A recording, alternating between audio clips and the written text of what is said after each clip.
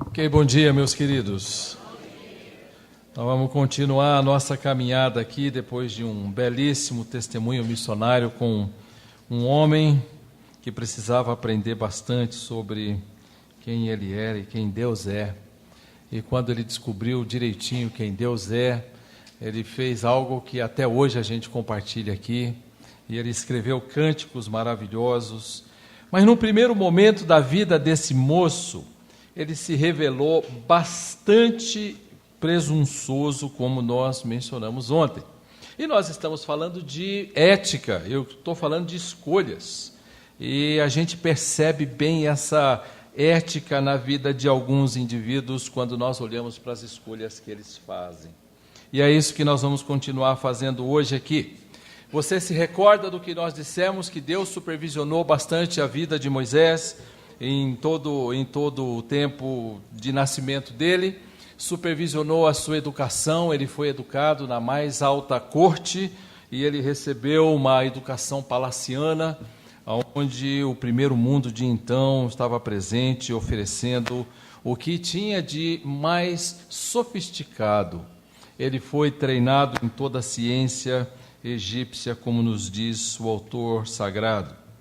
E ele, num dado momento, entende, num lapso de tempo que a gente já teve aqui, já mencionou, num dado momento, pula-se de um menino para um homem, 40 anos tinham se passado, e num dado momento, de novo, no livro de Êxodo, que é para onde nós iremos novamente hoje dar uma olhadinha lá, pula-se de novo um lapso de tempo, ele foi para o deserto, e no deserto nós temos 40 anos que se passaram e nós não sabemos exatamente tudo o que aconteceu ali, porque as Escrituras não nos informam.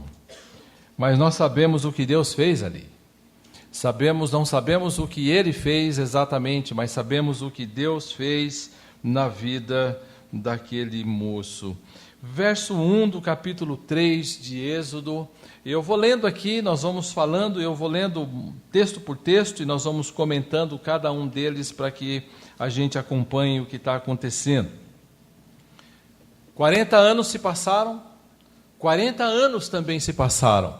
Agora nós temos Moisés com 80 anos, um garoto, um moço novo que ainda tinha gás para viver mais 40 anos.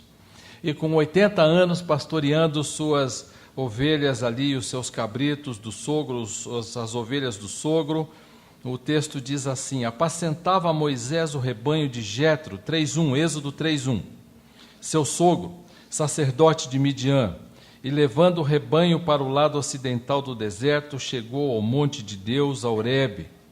Apareceu-lhe o anjo do Senhor numa chama de fogo, no meio de uma sarça, e Moisés olhou, e eis que a sarça ardia no fogo, e a sarça não se consumia. Então disse consigo mesmo: irei para lá e verei essa grande maravilha, porque a sarça não se queima. E vendo o Senhor que ele se voltava para ver, Deus, do meio da sarça, o chamou e disse: Moisés, Moisés. E ele respondeu: eis-me aqui. E Deus continuou: não te chegues para cá, tira as sandálias dos pés, porque o lugar em que estás é terra santa. Num dia como qualquer outro, e eu fico imaginando você aqui, num dia como qualquer outro, ele ouve o nome dele no pé do Monte Sinai, e uma voz que o chama, e ele vê algo ali queimando, enfim, e ele não sabe o que é, ele vai até lá, e ele imaginava que estaria havendo alguma coisa muito importante, e Deus atrai a atenção daquele moço por meio de um fogo que não consome o arbusto. O próprio filho estava ali, presente, o próprio Deus presente naquele lugar, uma manifestação do próprio Deus para aquele moço, e Moisés viu que era um milagre, e ele disse que ele precisava ver mais de perto aquilo, e ele foi surpreendido por uma voz que o chamou 2 vezes: Moisés, Moisés. Eu tenho um amigo que ele é um missionário, né, de uma missão bastante importante aqui no Brasil, e muito piedoso, né? E ele foi atravessar uma ponte ali num lugarejo em Atibaia, e quando ele estava em cima da ponte, uns amigos dele foram embaixo da ponte e chamaram o nome dele, Paulo, Paulo. E ele, muito piedoso, prostrou-se de joelhos e disse: fala, Senhor, que o teu servo ouve. E então os amigos saíram e eles disseram: rapaz, eu pensei que era Deus, eram vocês que estavam aí. Mas ele, muito piedoso, estava tentando imitar aquilo que outros homens santos nas Escrituras fizeram. E ele queria, de alguma maneira, corresponder ao texto que ele ouviu de Samuel e Moisés, enfim. Você pode imaginar um baita temor no meio do deserto, uma voz chamando você, e Moisés então se volta para aquele arbusto, 80 anos, lembre-se disso. 80. Eu posso achar que com 60, eu já tenho mais de 60, eu posso me julgar pronto, e eu não estou. Eu posso julgar que talvez eu já tenha preparo suficiente para viver mais não sei quanto tempo, e eu não estou. Eu estou há mais de 32 anos na mesma igreja, e eu posso julgar que isso está bom demais, e não está. E Deus está dizendo para nós, para mim, para você e para todos nós que estamos na obra, de que você ainda precisa ouvir algo mais dele e aprender dele, para que os seus valores e escolhas sejam bíblicos. E então ele identifica-se nesse momento como sendo o próprio Deus e diz: tira a sandália dos pés, e você está num lugar santo, não chegue para cá. Santidade é um atributo de Deus e é também requerido dos santos. E aqui ele diz: eu sou o Senhor, eu sou o Deus do teu pai, o Deus de Abraão. E eu quero crer que ele está fazendo uma menção àquela promessa que ele fez a Abraão, de que ele vai lidar com um povo depois de 400 anos de prisão em terra estranha. Você tem isso ali em Gênesis capítulo 15, versos de 12 a 21, se você quiser ver mais tarde. É uma promessa de que Deus teria um povo e que libertaria esse povo que estaria preso. E Deus está dizendo: eu sou o Deus de teu pai. Como que talvez fazendo uma menção à promessa feita a Abraão. Deus de Abraão, Deus de Isaque, Deus de Jacó. E Moisés escondeu o rosto porque temeu olhar para Deus. Que coisa boa isso daqui. Eu tenho acompanhado o movimento evangélico em todo o Brasil. E eu tenho sido convidado para falar em todos os grupos que você imagina. Pentecostais, outros grupos e todos os grupos. Eu tenho ido. Enquanto eles me ouvirem, e você pode ter certeza que às vezes eu ouço coisas que são terríveis, arrepiantes, pastor Marcos. E eu vejo um indivíduo dizendo: olha, Deus falou comigo essa manhã. Como? Eu estava no banheiro. Como assim? Estava escovando o dente, fazendo barba, penteando o cabelo. Deus falou comigo quando eu estava em tal lugar. E o que você fez? Eu fiquei ali parado e o Senhor conversando comigo. Eu disse: você não caiu de rosto em terra? Não é o que é esperado de quem ouve a voz de Deus? Não é o que é esperado de quem ouve a voz de Deus, de que quando ele ouve a voz de Deus, ele pensa que vai morrer? Não foi isso que o pai de Sansão disse para a esposa, Manoá disse para a esposa? Nós morreremos porque vimos o Senhor, ele nos viu. E a esposa então, mais sensata, diz: não, se Deus quisesse matar, já teria matado, fica tranquilo. E quando ele se apresenta para Moisés, Moisés faz a única coisa que um homem poderia fazer. E é isso mesmo que o irmão disse aqui. Eu falei que nós somos pequenos, né, pastor Marcos? O irmão disse que sim, mas nós somos muito menores do que pensamos ainda. E o nosso lugar é de cabeça baixa, com o rosto em terra, curvados diante do Senhor, e é lá que a gente deve ficar. E nós não devíamos deixar esse lugar em momento nenhum, nem quando nós tivermos o máximo dos treinamentos que nós podemos julgar que nós temos. Os testemunhos dos irmãos aqui é impressionante, impressionante. Todo mundo trabalhando em lugares, levando pessoas, hospitais, crianças, cadeia, pessoas que estão tirando mato, construindo igreja no meio de um ambiente hostil, de joelhos, estão lá curvados. Esse é o caminho que a gente deve fazer. Deus está fazendo a obra dele. Deus está fazendo a obra dele, e eu posso julgar que num dado momento eu já estou pronto. Eu não estou, em momento nenhum. E eu posso julgar que agora eu não preciso mais ouvir ninguém, e eu não tenho mais a quem prestar contas. Eu vou dar um dado para você que o Dr. Howard Hendricks deu em 1988. E ele disse assim, num grupo de mais de 200 pastores, uma parcela considerável envolveu-se em adultério, lá na outra América.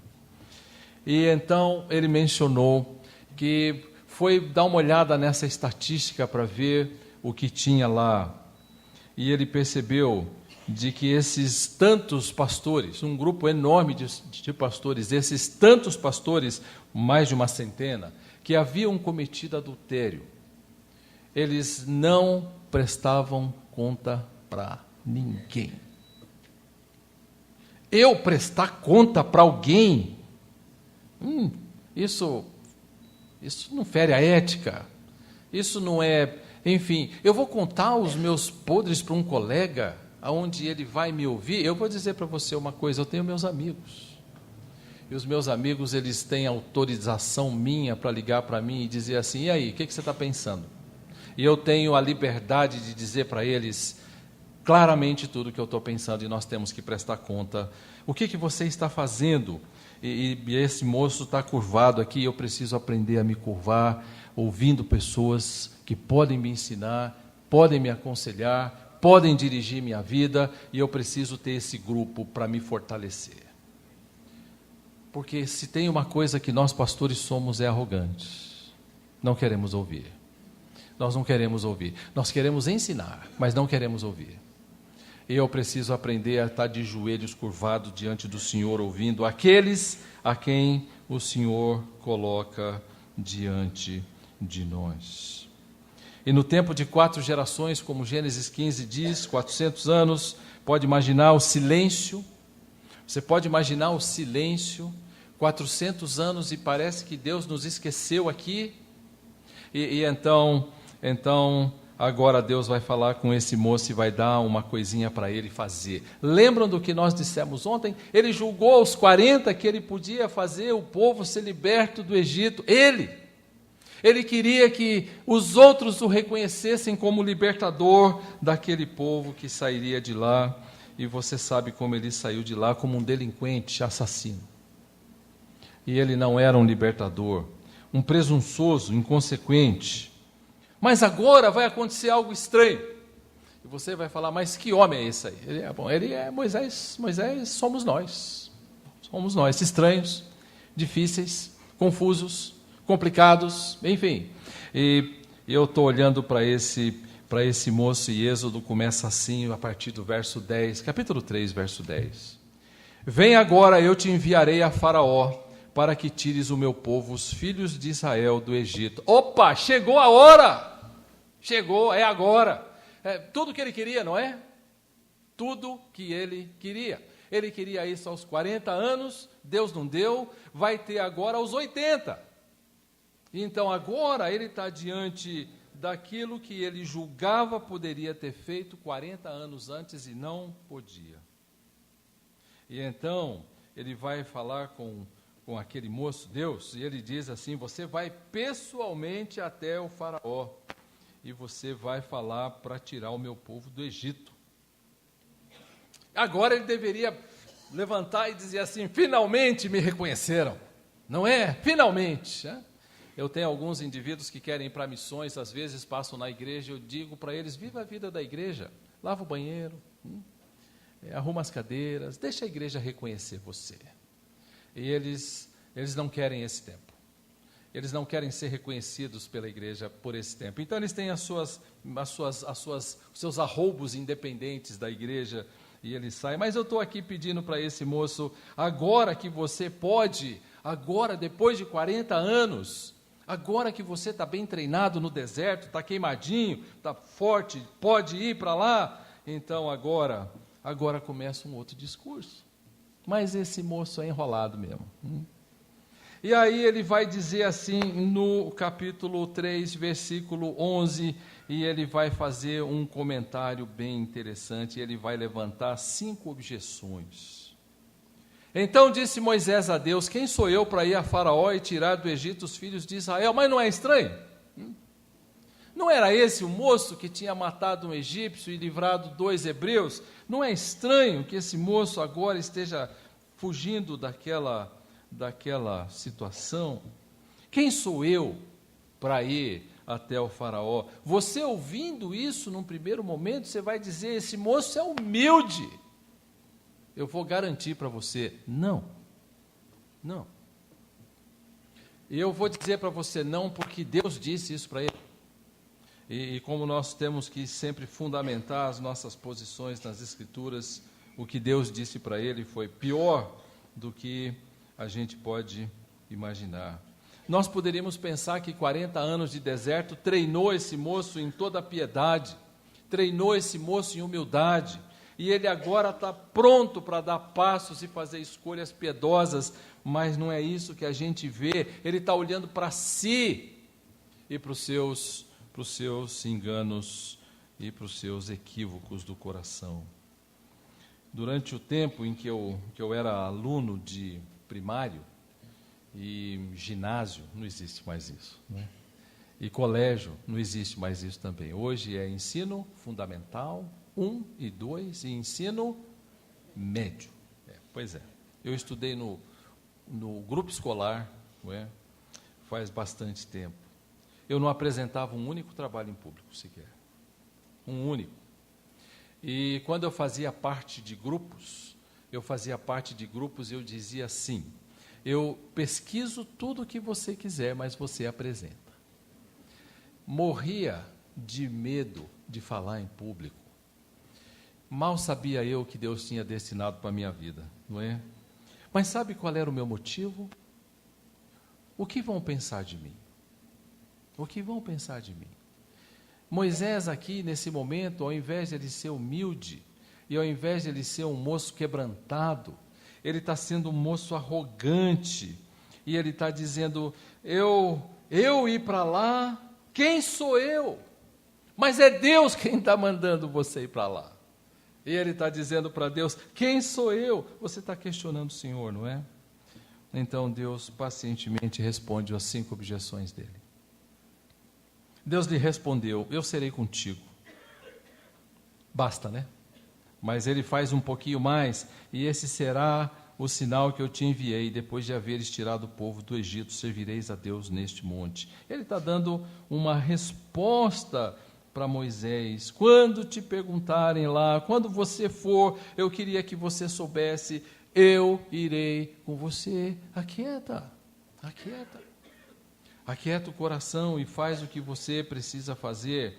Não faça como o pastor Jairo fez, de ficar com medo de falar em público, ou pensando o que os outros vão pensar dele. Isso não deveria ocupar o nosso coração. Nosso coração deveria estar ocupado com a glória de Deus mais do que outra coisa qualquer. Parece inacreditável que um homem tão inteligente, treinado nas melhores escolas da corte, esteja diante de Deus, revelando um tipo de insegurança diante de um eu serei contigo. E isso é uma palavra que cabe a todos os missionários aqui: eu serei contigo, eu serei contigo.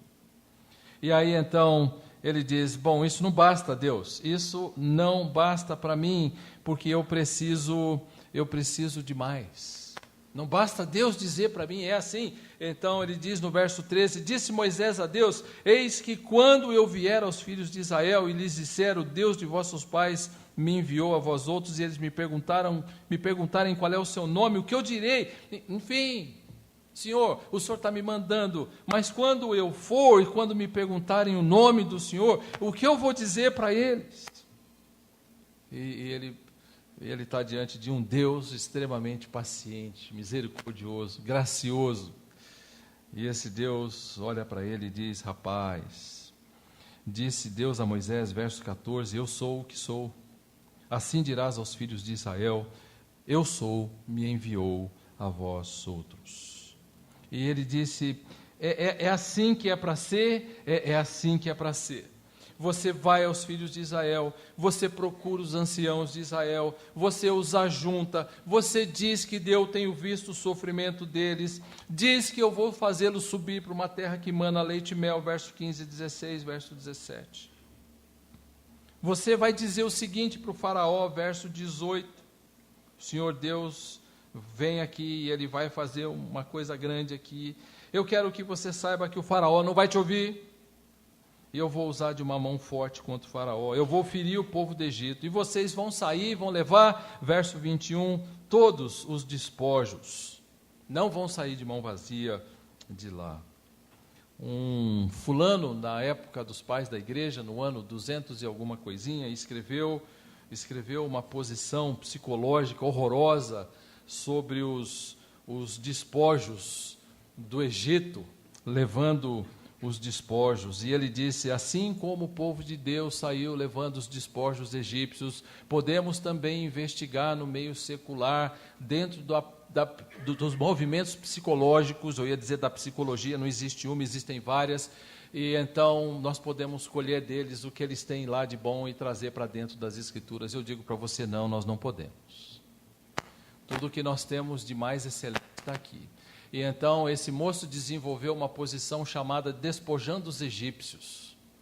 E ele fornece fundamento para você fazer decisões morais e éticas a partir de um pensamento bíblico misturado com pensamento secular. Vê se tem cabimento uma coisa dessa. Estava ouvindo o pastor mencionar hoje cedo de que a palavra de Deus é a nossa única regra de fé e prática. Eu tenho visto que às vezes ela é mais a única regra de fé, mas não prática. Porque na hora de aplicar algumas coisas à vida, nós vamos ao meio secular para buscar algumas coisas, pelo menos aqui, enfim. E nós não precisamos despojar os egípcios. Quem mais recentemente defendeu essa posição foi o Dr. Larry Crabb, com os seus ensaios, e os seus discípulos foram bastante ouvidos. Eles tiveram muito ouvindo de que você poderia não só depender das Escrituras, mas você precisaria de recursos das muitas teorias, não uma só, são várias e contraditórias dentro da psicologia. Mas o texto aqui está dizendo que vocês irão despojar os egípcios, mas vocês irão despojar as coisas físicas, os pratos, o ouro, a prata e essas coisas todas é que vocês vão despojar deles, não posições. Não são posições filosóficas, não são pensamentos, não são fundamentos, mas você vai levar cabrito, você vai levar vaso, você vai levar prato, você vai levar carroça, eles vão te dar joias, vocês vão sair de lá assim. Como se corrompe fácil, né? Como se corrompe fácil, como nós imprimimos alguma coisa aqui nas Escrituras que as Escrituras não dizem. Mas aí ele vai um pouco mais além. Respondeu Moisés: mas eis que não crerão. Gente, olha isso.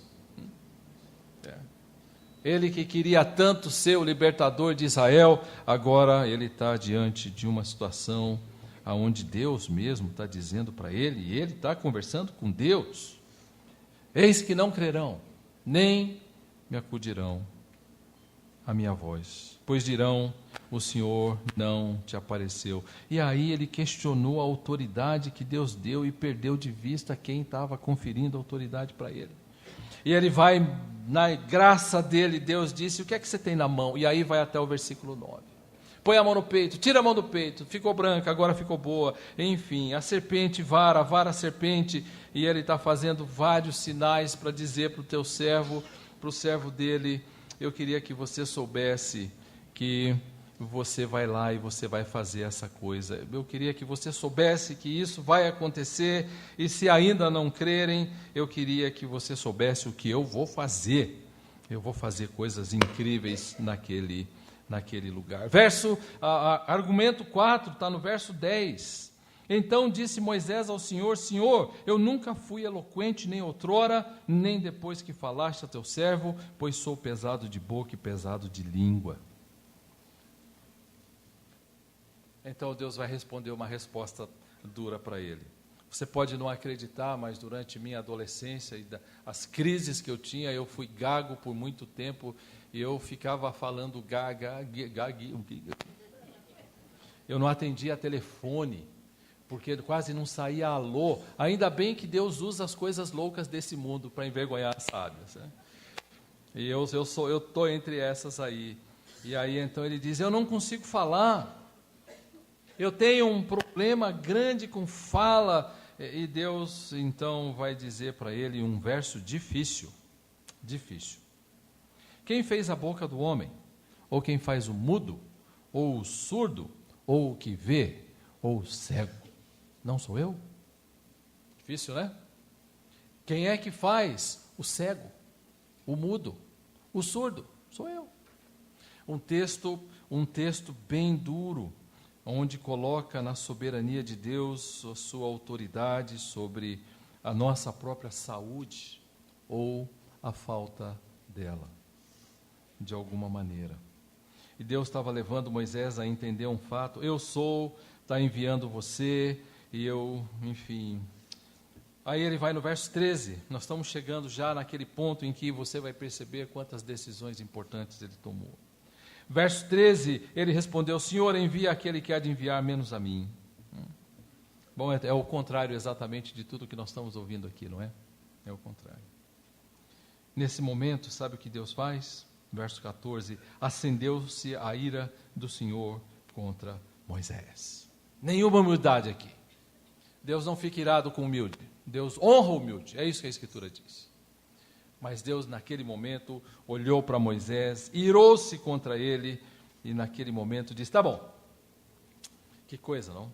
A graça de Deus acompanhando as dúvidas do seu servo. E aí, então, Deus diz para ele, não é Arão, o levita, teu irmão? Eu sei que ele fala fluentemente. Eis que ele sai ao teu encontro, e vendo-te, te alegrará o coração.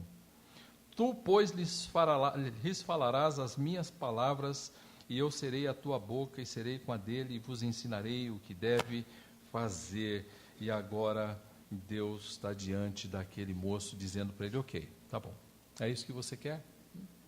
É isso que você tem? E ainda bem que Deus não ouve algumas das nossas orações como nós gostaríamos que Ele ouvisse e respondesse. Ainda bem que Deus, muitas vezes, Ele não nos responde como nós gostaríamos. Moisés, você vai. Ponto. Você vai.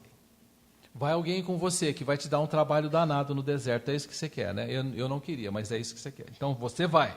Você vai. E Deus disse para ele, eu não vou abrir mão de enviar você, porque é isso que eu quero. E essa é a minha vontade soberana. O que você está vendo aqui não são argumentações de um homem humilde, mas de um argumentador resistente.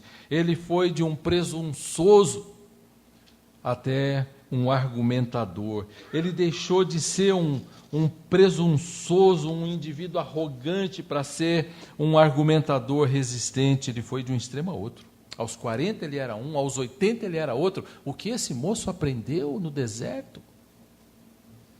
E embora bastante bem treinado ali, ele foi agora diante de Deus e disse, eu não quero ir. E Deus disse, você vai. Você vai levar esse homem com você. E esse moço está revelando alguns traços aqui, eu queria que você soubesse quais são os traços que ele está revelando. Primeiro, ele está revelando uma falsa humildade que tem alguns traços. Falsa humildade vem de um coração ocupado, consumido com uma preocupação, como os outros me veem. Como os outros me veem. E eu posso desejar ser visto por alguém de uma maneira bastante elevada. E talvez esse seja um dos meus valores para a vida, Pastor Marcos. Talvez um dos meus valores não importa o que eu faço lá em casa, eu quero me apresentar para a igreja de uma forma que, ao me verem, eles me manterão em alta consideração. E então, eu posso ter um coração corrompido, mas uma aparência externa bastante bem elaborada, que eu serei aceito, e isso poderá ser um baita um baita do engano na nossa vida. Quem teme ao homem, arma ciladas. Provérbios 29, 25.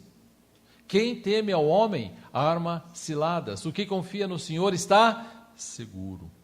Isso faz parte do que nós chamaríamos hoje de ética situacional. Depende da situação, eu ajo de um jeito, depende da situação, eu ajo de outro. Agora, imagine você. Eu tenho um álbum de casamento, né? Tenho fotos também. Antigas, feias, perto das modernas, né? 40 anos, né, meu bem? 40 anos. Né? Então, nós pegamos o álbum lá, e eu abro o álbum, olha, fulano, meu padrinho, puxa, não está mais na igreja. Esse outro padrinho também não está mais na igreja. E esse outro aqui também não. Todos eles, menos um, foram excluídos da igreja por mim. E você vai dizer o quê?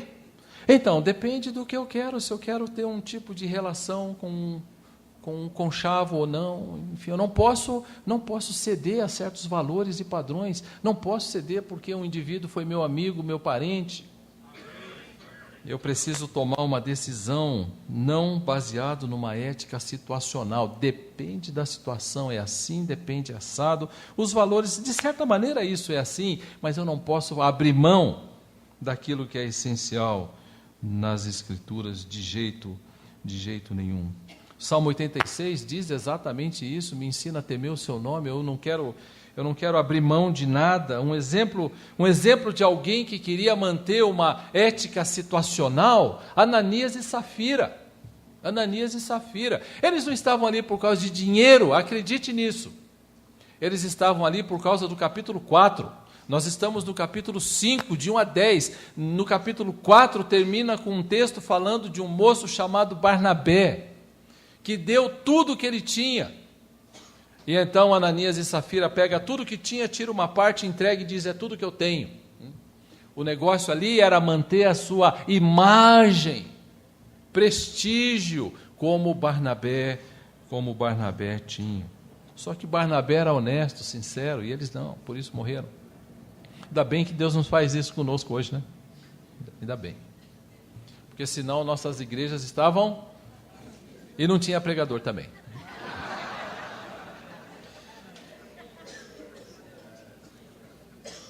Alguém ocupado consigo mesmo, pensando muito em como vai se comportar. Aqui começam os problemas éticos de Moisés. Como é que eu vou me comportar? Lá, eu não sei como eu vou me comportar. Deus está dizendo, vai lá, meu filho. Vai lá, meu filho. Eu vou com você até lá. E ele está muito ocupado, tanto com ele mesmo, mas tanto com ele mesmo, que ele não quer ocupar com o maior bem do outro. E o maior bem do outro não era o foco de Moisés aqui. O foco era ele mesmo. Eu estou muito preocupado comigo, como é que vai ser, enfim, como é que eu me apresento. Segundo, traço de uma falsa humildade, resulta de usar a fraqueza como uma razão para não se fazer o que quer, ou que esteja com medo de realizar por motivos egoístas. Envia aquele, menos a mim. A falsa humildade despreza o fato que Deus tem prazer em enviar para realizar a obra dele aqueles que são considerados aos olhos do mundo desprezíveis. Quantos desses irmãos, os testemunhos de ontem e de hoje, missionários aqui, eu lembrei de um texto de Hebreus, homens e mulheres dos quais o mundo, eles não são dignos. O mundo não é digno de tais homens e tais mulheres, mas ele estava muito preocupado com ele. O que vão pensar de mim? A situação exige o quê? Com 40 anos ele era aquele homem impetuoso, com 80 ele é um homem que exibe uma falsa humildade a ponto de Deus irar-se contra ele. A falsa humildade vai insistir na sua incapacidade, impossibilidade, mas na verdade vai revelar uma incredulidade. Era Deus falando com Moisés. Outro traço dessa falsa humildade, ela pode ser um recurso a ser usado como proteção caso eu venha fracassar. Eu avisei, mas é uma falsa humildade. Eu só estou me precavendo para que a minha imagem não seja prejudicada. Eu só estou me prevenindo. Eu vou pontuar quão desqualificado eu sou numa tentativa de me proteger se por acaso eu falhar. E aí então eu vou ser humilhado e eu não quero, estou pensando em mim. O problema aqui são os motivos, os desejos, o que motiva esse homem a ser tão resistente. Agora, ninguém de nós sabe o que passa no coração do outro. Você não sabe o que eu estou pensando. Você não sabe o que eu creio.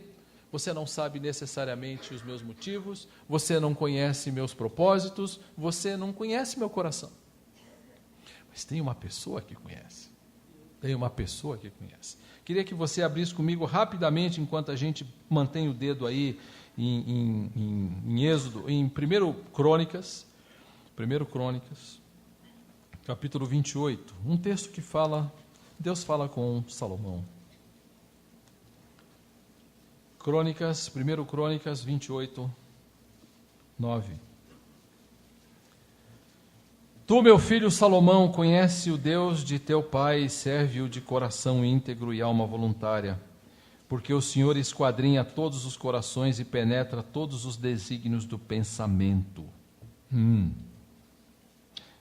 Talvez nenhum de nós vai ver o que está por trás da nossa aparência, mas tem uma pessoa que vai.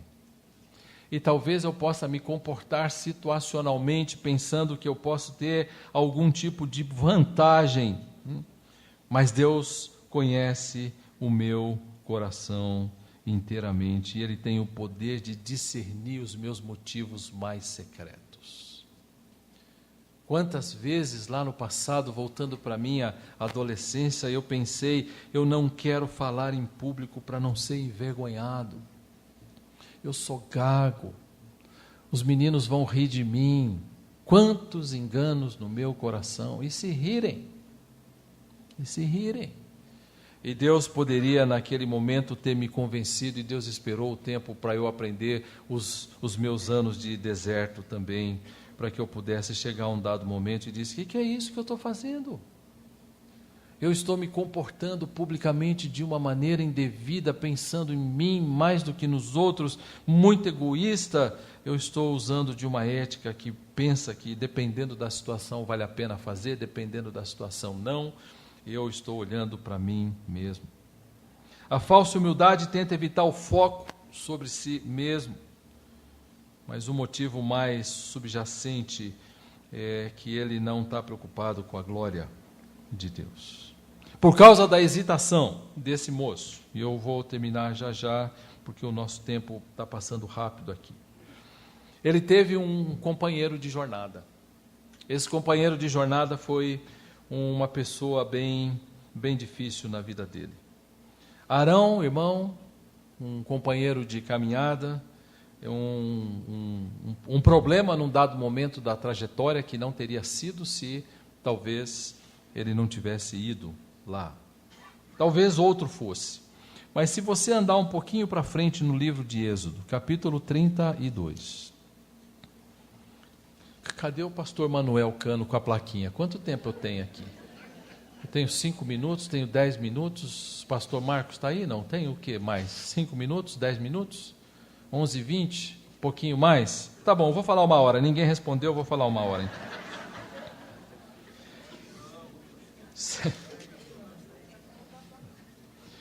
A partir do versículo 1 em Êxodo 32, veja você. Arão usou de uma ética situacional. O que é a ética situacional? Diz que eu não estou... Opa! Olha, o fulano disse que não está. É isso que é para dizer que você não está? É uma ética situacional. Mente lá, não sei aonde. É uma ética situacional. Fala aquilo que você deve falar para obter a vantagem e o apoio das pessoas. Esse moço fez isso, verso 1. Mas vendo o povo que Moisés tardava em descer do monte, acercou-se de Arão e lhe disse, levanta-te, faze-nos deuses que vão adiante de nós. Pois quanto a este Moisés, o homem que nos tirou do Egito, não sabemos o que lhe terá sucedido. E Arão naquele momento ficou o quê? Olhando para a ética, dizendo, o que é que eu faço? O que é que eu faço? E então, ele disse: então faz assim, tira as argolas de ouro das orelhas das vossas mulheres, todo mundo usava bastante coisa lá no corpo, né? Dos vossos filhos e filhas, e trazei-mas. Então todo o povo tirou das orelhas as argolas e as trouxe a Arão. E este, recebendo-as de suas mãos, trabalhou o ouro com buril e fez dele um bezerro fundido. Tinha muita argola lá. Mulherada para usar argola. E então disseram: são estes, ó Israel, os teus deuses que te tiraram da terra do Egito. Arão, vendo isso, edificou um altar diante dele. Dá para acreditar? Agora é hora de fazer o bezerro. Quando Moisés voltar, eu vou dizer outra coisa para ele. Mas agora é hora de fazer o bezerro. Mas olha um pouquinho mais à frente, a partir do versículo 21. Aí mesmo, 32, 21. Depois perguntou Moisés a Arão: que te fez esse povo que trouxeste sobre ele tamanho pecado? Olha, se não fosse trágico, seria uma coisa muito engraçada, né? Então, ele diz assim: respondeu-lhe Arão: não se acenda a ira do meu senhor. Tu sabes que o povo é propenso para o mal. Não é interessante isso aqui? Ele que tomou a decisão, e o povo é que é propenso para o mal. Pois me disseram: faze-nos deuses que vão adiante de nós. Pois quanto a este Moisés, o homem que nos tirou da terra do Egito, não sabemos o que lhe há acontecido. Então eu lhes disse: quem tem ouro, tire-o. Deram-me, e eu lancei no fogo, e saiu esse bezerro. Engraçado, né?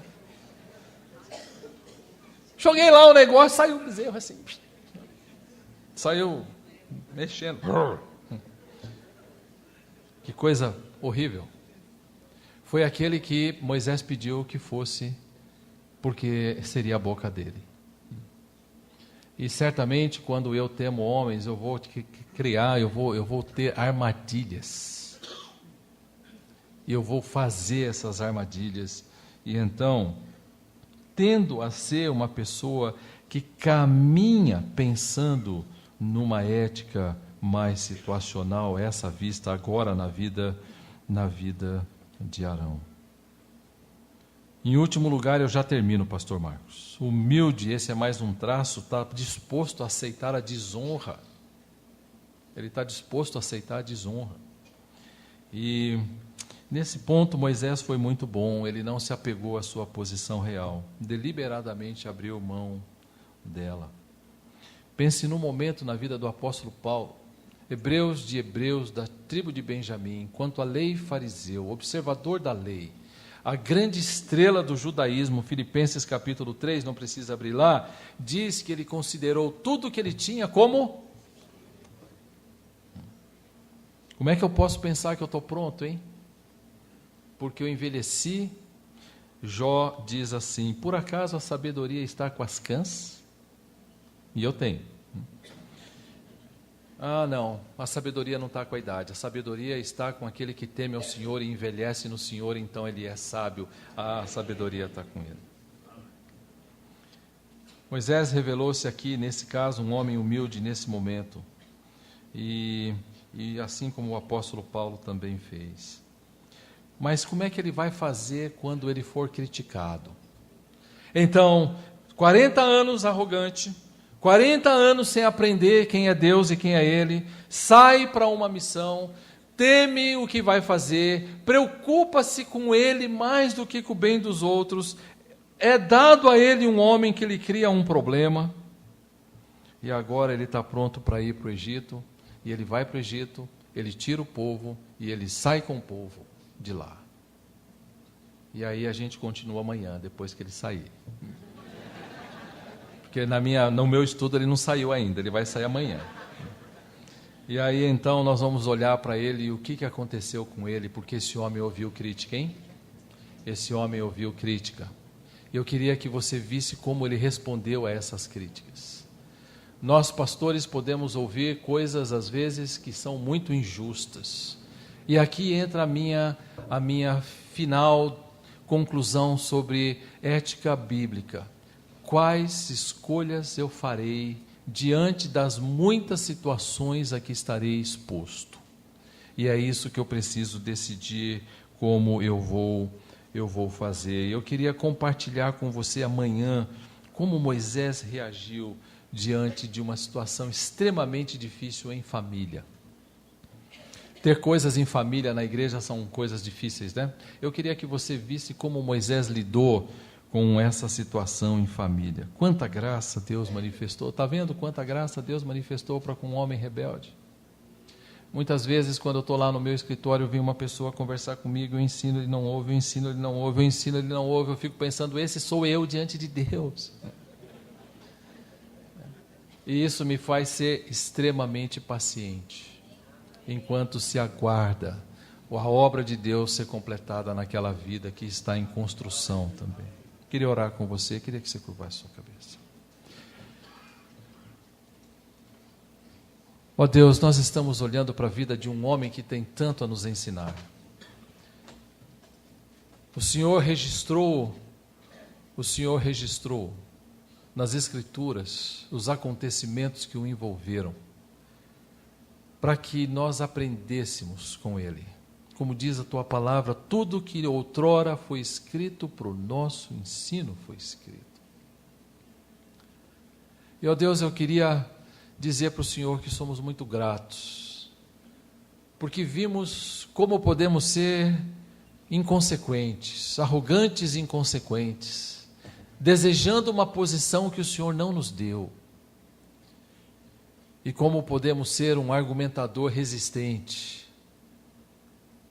resistindo a uma posição que o Senhor quer nos dar. E ó Deus, eu quero pedir a Ti que nesse momento de olhar para essa vida, nós olhemos para a nossa vida e que nós não desenvolvamos em nós os mesmos traços de falsa humildade que Moisés desenvolveu. Mas, ó Deus, permita que nós cultivemos um desejo profundo e sincero de buscar Tua glória sempre de tal forma que nunca estejamos voltados para nós mesmos e para aquilo que os outros poderão pensar de nós. Toma conta desse grupo, ó Deus. Completa a obra que o Senhor está fazendo na vida de cada um. Em nome de Jesus. Amém.